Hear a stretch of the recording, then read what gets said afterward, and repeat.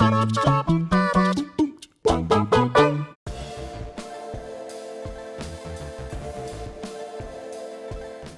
in order to actually give this subject the nuance that it deserves, I need to go way back, way back to when I was just a child. I'm watching Batman animated series, and there were obviously many things that awaken you as a child. And for me, it has to be the Harley and Ivy episode when both Harley and Ivy are just in their casual wear at this like toxic waste dump, and they're just there having a great time. I think that was probably the first time I saw a #look, and that kind of really then informed every other crush that I've had to do with the comics medium thereafter. And it's kind of lots of different developments. I've gone through different routes, and then, I think John Constantine is definitely a person that stands out to me. I mean, I know he'll abuse you. I know he's just a really bad, nasty asshole man, but also maybe I can change him.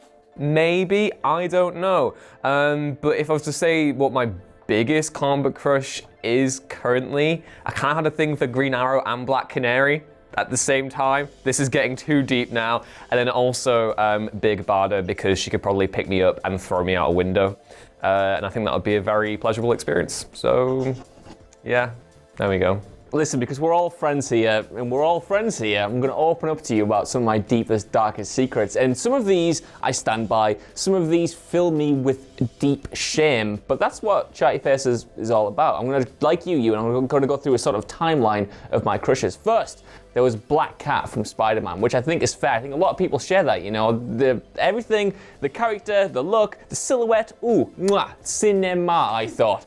Next, though, was a bit more problematic because I used to collect, I used to collect comics, obviously, but I used to collect sort of, I don't even know what they were, but they had, no, it's like, they were sort of Marvel-related smut, and they had posters inside. So obviously when I got to, 10, 11, 12, I started putting the posters on my wall. And there was this one poster of Emma Frost, right? And it was, for a 10-year-old, very revealing. Looking back on it now, I knew it was risky, and I wanted to put it up. I thought, you know what?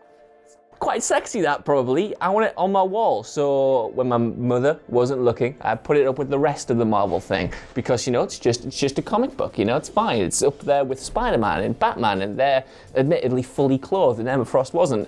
Anyway, I put that up, and my mum saw it and was like, having that on your wall, Josh. And thank you, ma'am, because I did deserve to have that torn down. That was a mistake, and I would have regretted it. So then we're on Emma Frost. Then we get into the realms of She-Hulk, people like that. A lot of strange crushes for a lot of strange people. And then my biggest crush is Kim Pine from Scott Pilgrim. And you might think it's going to be, Ramona Flowers, who is the epitome of the manic pixie dream girl. And of course, I had a huge crush on Ramona Flowers as well. But it was Kim Pine that always, I was like, I want to be friends with you, first and foremost. I want to share my homework with you, Kim.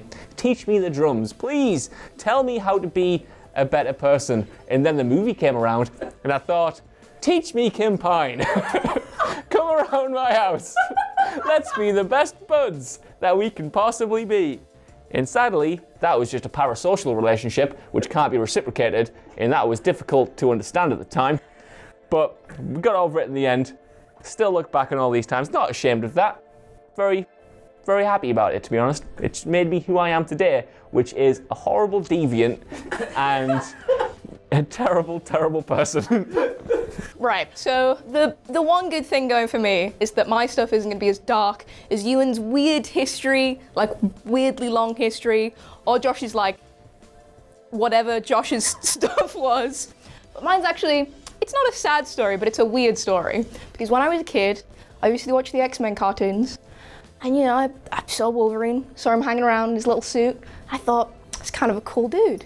He's gruff and he's tough and he's got muscles and he doesn't care about people's feelings, because I was a child and didn't understand that these were actually very bad traits. Then I grew up a little, watched some stuff more, read some comics, became a bit of a dork. I was like, Jean Grey's all right, actually. You know what, maybe I was wrong about Wolverine, because he's probably quite smelly. But Jean Grey probably smells great, lovely lady, fine. I did later realize she looks kind of like me, which added a weird element to it. But then when I became a proper comic dork, I discovered that, in fact, Jean Grey and Wolverine had a history, which led to me at about 10 years old having what I can only describe as a breakdown over the fact that they had cheated on me. Don't think about the fact that obviously they aren't real.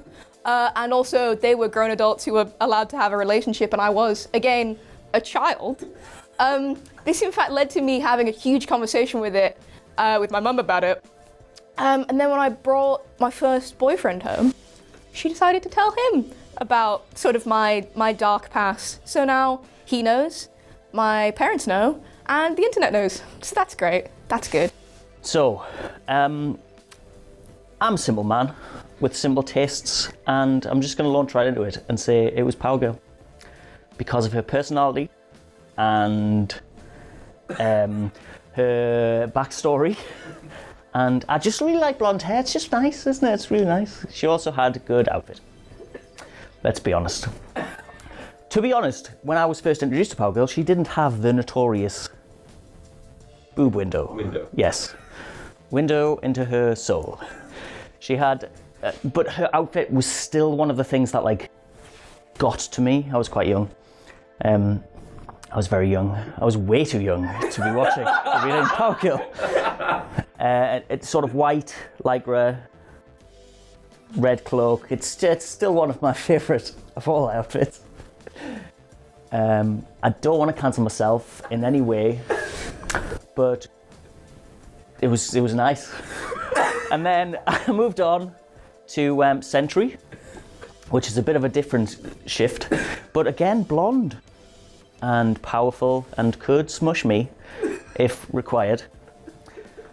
And then these days I'm much more mature, and I've sort of moved on to Lady Thor, because I just like the theatricality of it, because like, you know, if you're going to role play with somebody, if they dress like that, it's going to be good, isn't it? For the record, Si's looking at Josh right now. Yeah, I was gonna, he knows. I resent that silence. And she comes with a helmet that you could borrow when she absolutely smashes you. And that's it. I mean, that's as simple as it gets. Well, to preface this, I am going to say I am a happily married man, and anything I say in the next 5 minutes is admissible in divorce court. But anyway, I want you to cast your minds back to 2003. Sam Raimi's Spider-Man had just been released, and for some reason MTV decided to create a follow-up TV show. I know this one. Yeah, and in that TV show, Neil Patrick Harris voiced Spider-Man, but 8-year-old Dan isn't here for Spider-Man. He's here for Mary Jane Watson. And for some reason, I can't quite picture why, but this just jumped out to us. Mary Jane in this TV show, it could have been the raspy voice or the rather, like, revealing crop top she was wearing, but that just like stands out in my mind. And yeah, Mary Jane in this show, I actually went back and rewatched it like before this. It ends depressingly. Yeah, the animation isn't great, so I think 8-year-old Dan had a few liberties there. And before you think anything, I was 8, get your mind out of the gutter. Yeah, I think ever since that, I've had this deep-rooted appreciation for redheads, so I'd like to thank MTV for that. And also, before I end, my wife is a redhead, so yeah, Mary Jane. It might be hard for you to hear this, because obviously, you know, being my son, there were people before the Immaculate Conception that was you. Ah, yeah, because you don't.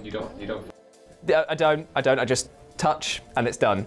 But the person that I feel captured my heart, because I need to kind of like frame this a little bit better, is that when it was like a crush, I didn't have like an immediate physical attraction to the person I'm going to be speaking about, but I learned to develop an early puppy love for this character, and that is Peter Parker, the boy next door, because I honestly think that it's the writing that around the time of sort of like when I was reading a lot more Spider-Man, probably around the 1996 to 1998. I was just born. Yeah. It was like, his character was going into some really like dark scrapes, but it gave him much more of a rounded personality. It wasn't a character that was defined by his flaws so much as how he used his good nature, his quick thinking, and his quips to get around them. And I just think that sort of like writing style made me fall in love, because I was just like, he doesn't seem to be just the guy that you'd want to go down and, I don't know, kick a hacky sack around with or whatever the kids were doing at that time. Do some soapies or heelys or whatever, I don't know, pogs, yo-yos, whatever was being banned at the time. But he was a guy that just seemed like he was genuine. And I think that his love for MJ and his love for, you know, his family as well, it just made him so likable and affable. So yeah, my crush would be Peter Parker, just because I thought I could better myself by being with him. Penis Parker. Hey, oi, none of that. I've raised you better.